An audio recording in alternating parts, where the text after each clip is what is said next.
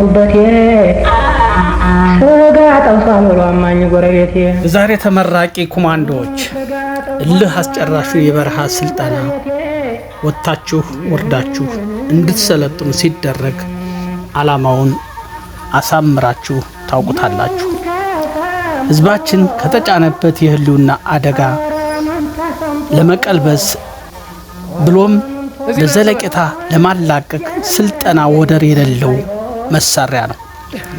የዛሬ ኮማንዶ ሰልጣኞች ልዩ የሚያደርጋችሁ ድርጅታችን የአማራ ፋኖ ብሔራዊ ንቅናቄ በተመሰረተ ማግስት ከሁሉም እዞች በተዋጊነታችሁ፣ በዲሲፕሊን አክባሪነታችሁ፣ በዓላማ ጽናታችሁ ተመልምላችሁ የጀግና ተብላችሁ የወሰዳችሁ ስልጠና መሆኑ ነው።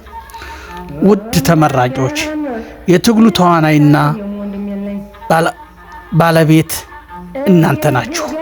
ይህ ኃላፊነት በአግባቡ ተረድታችሁ በሂደት ለሚጠይቃችሁ ማንኛውም ፈተና የወሰዳችሁትን ስልጠና በር ከፋች ነው።